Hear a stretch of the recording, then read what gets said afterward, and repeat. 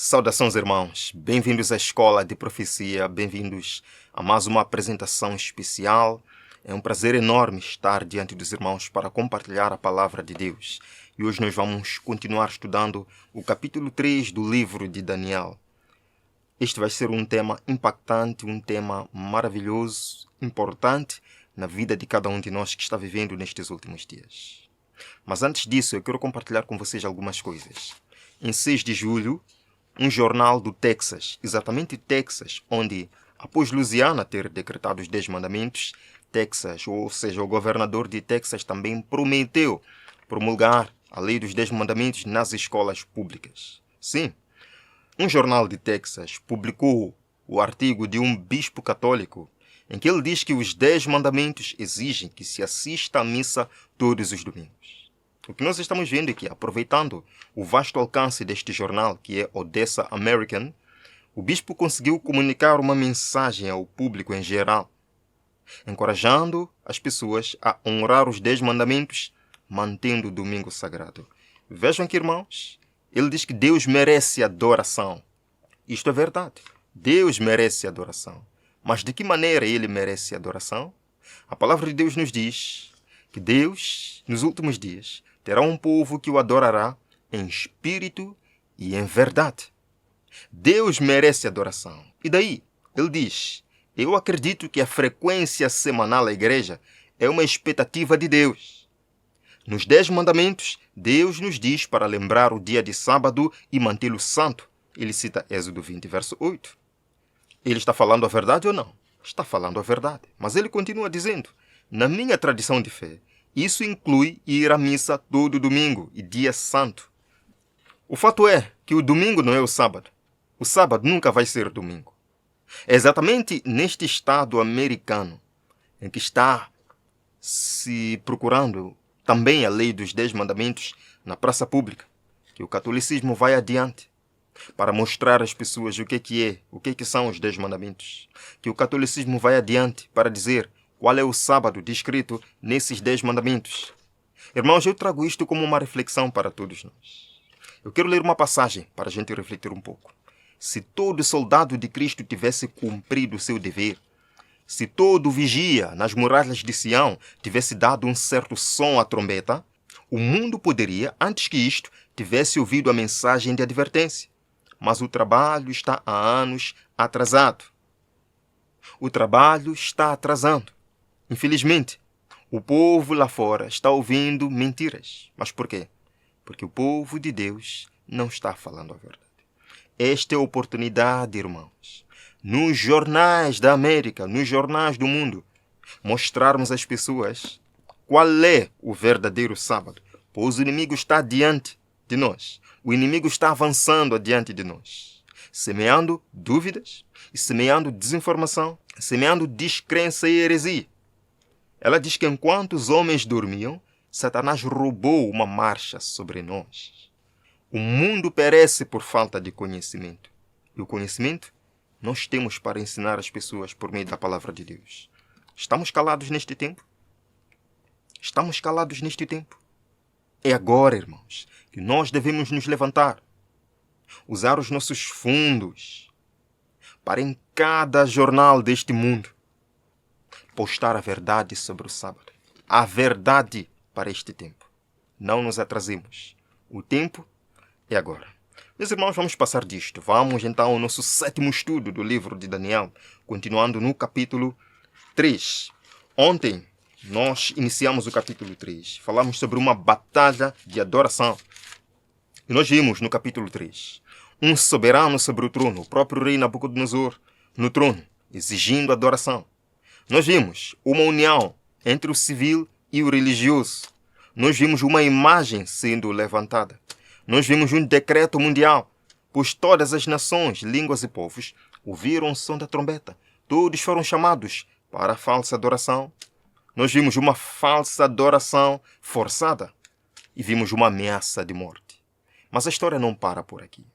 Irmãos, a palavra de Deus nos diz em Daniel capítulo 3, versos 24 e 25, por acaso nós lemos ontem, só para lembrar e avançarmos. O rei Nabucodonosor perguntou, não lançamos nós dentro do fogo 3 homens atados? Sim. Os soldados responderam: exatamente, Senhor. E ele continuou: eu, porém, vejo 4 homens soltos que andam passeando dentro do fogo, sem sofrer nenhum dano. E o aspecto do quarto é semelhante ao Filho de Deus. Fica uma dúvida aqui. Por que o rei Nabucodonosor disse que o quarto era semelhante ao Filho de Deus? É uma referência a Jesus. Por quê? Será que ele conhecia o Filho de Deus? Será que ele tinha alguma informação sobre esse Filho de Deus? Eu também me deparei com isto. Fiquei com dúvida. Até que eu fui ler no livro Profetas Reis. É dito, irmãos, que os cativos hebreus que ocupavam posição de confiança em Babilônia tinham representado a verdade diante dele na vida e no caráter. Quando perguntados pela razão da sua fé, tinham-na dado sem hesitação. Clara e singelamente tinham apresentado os princípios da justiça, ensinando assim aos que lhes estavam ao redor a respeito do Deus a quem adoravam. Eles tinham falado de Cristo, o Redentor vindouro. E vejam agora, irmãos, na aparência do quarto no meio do fogo, o rei reconheceu o Filho de Deus. Como é que o rei Nabucodonosor reconheceu o Filho de Deus?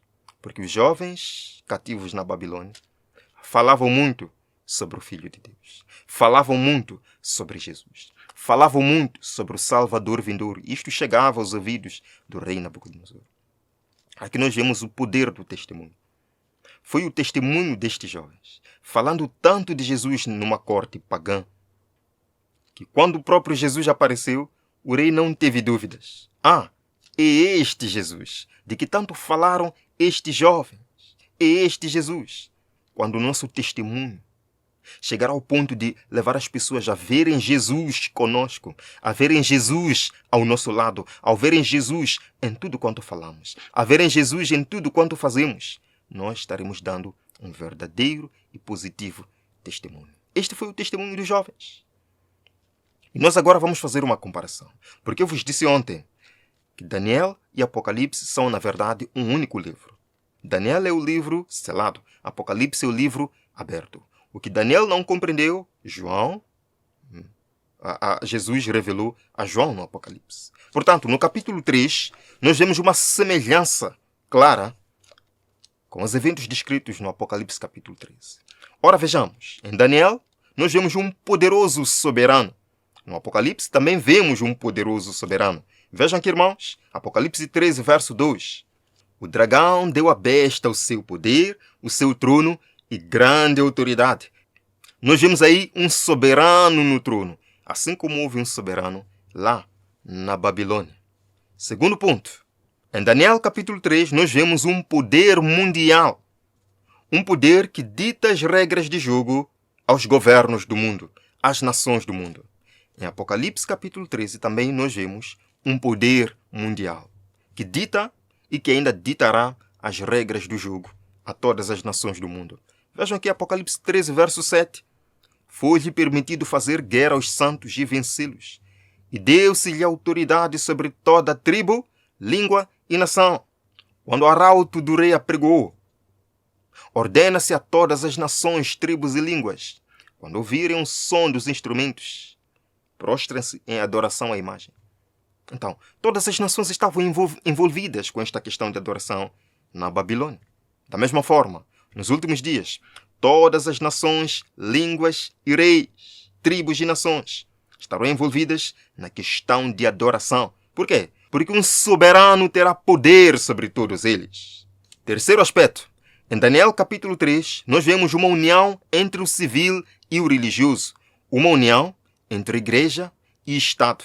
No capítulo 13 de Apocalipse também encontramos uma união entre o civil e o religioso. Lemos. Apocalipse 13, verso 13. E faz grandes sinais, de maneira que até fogo faz descer do céu à terra à vista dos homens. Quem faz grandes sinais? O poder religioso, certo? Um poder religioso faz sinais e maravilhas para convencer os homens. O verso 13 nos falou de um poder religioso que faz maravilhas e sinais. O verso 12 nos fala de um poder civil que exerce todo o poder da primeira besta na sua presença. Então, vemos em Apocalipse também uma união entre a igreja e Estado. E é claramente aquilo que está acontecendo nos Estados Unidos da América agora. Quando nós vemos pastores, ministros, bispos, buscando o apoio do Estado, procurando unir a igreja com o Estado, isto tudo, irmãos, vai parar com a inauguração de uma imagem na América, em que todo mundo vai ter que adorar essa imagem. Mas vamos continuar. Em Daniel capítulo 3, nós vemos uma imagem sendo levantada. Em Apocalipse também, uma imagem será levantada. Apocalipse 13, verso 14. E engana os que habitam na terra com sinais que lhe foi permitido que fizessem em presença da besta, dizendo aos que habitam na terra que fizessem uma imagem à besta, que recebera a ferida da espada e vivia. Queridos irmãos, o paralelo aqui é bem claro. Uma imagem foi levantada lá na Babilônia, todos deveriam adorar. Nos últimos dias também, uma imagem é levantada. Após a união entre igreja e Estado, uma imagem é levantada e todos devem adorar esta imagem. Está aqui. Outro aspecto. Em Daniel capítulo 3, há uma adoração forçada. Todos deviam se prostrar em adoração. Em Apocalipse também nós encontramos uma adoração forçada. Lemos Apocalipse 13, verso 12, mais uma vez. E exerce todo o poder da primeira besta na sua presença. Faz que a terra e os que nela habitam adorem a primeira besta. É uma adoração obrigatória. É uma adoração forçada à besta e à sua imagem. Em Daniel capítulo 3, nós encontramos uma Babilônia literal que faz todas essas coisas. Uma adoração forçada. Em Apocalipse também encontramos uma Babilônia. Mas agora não é uma Babilônia literal, uma Babilônia espiritual. Apocalipse 17, verso 5. E na sua testa estava escrito o nome, mistério, a grande Babilônia, a mãe das prostituições e abominações da terra. Sim, meus irmãos, essa Babilônia espiritual nos últimos dias também imporá leis que contradizem a lei de Deus. Por isso que em Apocalipse capítulo 12, verso número 17, a palavra de Deus nos diz que irou-se o dragão, irou-se Satanás contra a mulher, contra a igreja, e foi pelejar com o restante da sua semente, os que guardam os mandamentos de Deus e têm um testemunho de Jesus.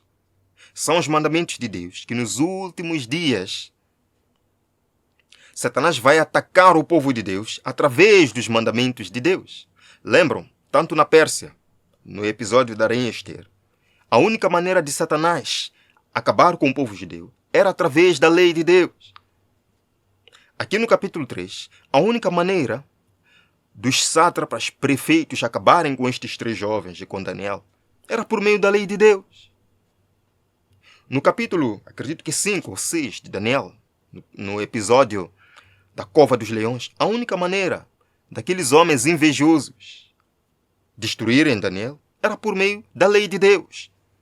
E Satanás odeia o povo de Deus, e a única maneira de destruir o povo de Deus é criando leis que contradizem a lei de Deus, para que os governos deste mundo, unidos com a igreja apóstata, persigam o povo de Deus, dizendo: eles estão quebrando as leis dos homens. Porque o povo de Deus não pode obedecer às leis dos homens, acima da lei de Deus. Lemos aqui, irmãos: todos quantos não se curvarem ao decreto dos concílios nacionais e obedecerem às leis nacionais para exaltar o sábado instituído pelo homem do pecado, para menosprezar o santo dia de Deus, sentirão não somente o poder opressivo do papado, mas do mundo protestante, a imagem da besta. Está sendo preparada uma imagem, irmãos, junto com a marca da besta, que é a santificação do domingo, que exalta o poder da besta no mundo. E todos quanto não se curvarem ante este decreto sofrerão perseguição, assim como os jovens na Babilônia. A igreja apelará para o braço forte do poder civil, e nesta obra unir-se-ão romanistas e protestantes. E nós estamos vendo isto acontecendo na América. As igrejas buscando o poder secular para impor suas regras. O povo de Deus, assim como os 3 jovens na Babilônia, serão levados perante assembleias para justificarem sua fé. Quem são vocês? Por que vocês não adoram como a maioria adora? Por que vocês não se prostram diante da imagem? Por que vocês não querem receber a marca de adoração da besta? Por quê? Vejam, irmãos, Os que viverem durante os últimos dias da história terrestre saberão o que significa ser perseguidos por causa da verdade. Nos tribunais prevalecerá a injustiça. Haverão muitos Sadraques, muitos Mesaques, muitos Abednegos, diante de muitos reis Nabucodonosores, para responderem por sua fé, para dizerem por que não querem adorar a imagem da besta.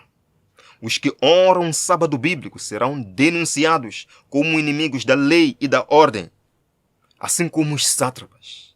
Correram para ir contar ao rei Nabucodonosor. Correram para ir dizer: ó rei, existem aí uns judeus que não fazem caso do rei, não adoram os teus deuses, nem querem se prostrar diante da imagem. Sim, eles vão correndo para queixar. Serão denunciados, meus irmãos. Leio aí embaixo: serão acusados de deslealdade para com o governo. Mas o povo de Deus não desobedece, não é desleal ao governo. Obedece sim ao governo, desde que as leis do governo não contradigam e não entrem em batalha com as leis de Deus. Mas, irmãos, o capítulo 3 de Daniel não termina com uma derrota do povo de Deus. O capítulo 3 de Daniel não termina Deus perdendo. A propósito, em todos os capítulos de Daniel, Deus sai vitorioso. Veja, irmãos, a história não para por aqui. Em Daniel, jovens ficaram em pé.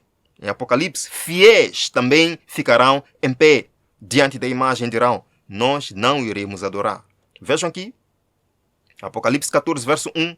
E olhei, e eis que estava o Cordeiro sobre o monte Sião, e com ele 144.000, que em suas testas tinham escrito o nome de seu Pai.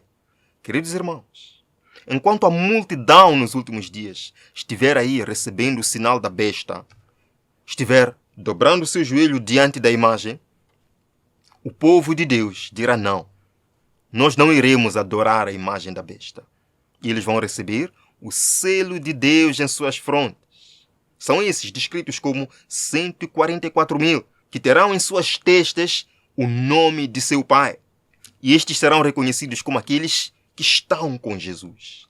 Assim como o rei conseguiu reconhecer Jesus com os 3 jovens na fornalha de fogo. Irmãos, em Daniel vimos jovens na fornalha de fogo. Em Apocalipse vemos também fiéis na fornalha de fogo. Apocalipse 13, verso 15. Foi-lhe concedido que desse espírito à imagem da besta, para que também a imagem da besta falasse e fizesse que fossem mortos todos os que não adorassem a imagem da besta. Aqui está o decreto de morte. Que fossem mortos todos os que se recusassem a adorar a imagem da besta. Todos os que se recusassem a receber o sinal da besta. Em Daniel capítulo 3, Jesus apareceu na fornalha de fogo. Amém? Em Apocalipse, Jesus também aparecerá na fornalha de fogo. Vejam só, Daniel capítulo 12, verso 1. E é claro que Daniel capítulo 12 é na verdade o Apocalipse, pois fala exatamente do momento final, depois das 7 pragas. Vejam, naquele tempo se levantará Miguel, o grande príncipe, que se levanta a favor dos filhos do teu povo. Amém, irmãos? O Jesus que apareceu na fornalha de fogo aparecerá também para aqueles que forem fiéis nos últimos dias, na fornalha de fogo. Jesus não mudou, ele é o mesmo. O Deus que operou milagres na Babilônia literal operará ainda grandiosos milagres no tempo em que Babilônia espiritual estiver reinando e seu povo estiver sendo perseguido. Veja, irmãos, naquele tempo livrar-se-á o teu povo, todo aquele que for achado escrito no livro. Existe mesmo alguma coisa a temer, irmãos? Nós não precisamos temer. Nós temos um Salvador fiel, que é um advogado fiel. Ele nos defende das acusações de Satanás. Ele escreve os nossos nomes no livro da vida. Ele está pronto para nos defender de todo o mal.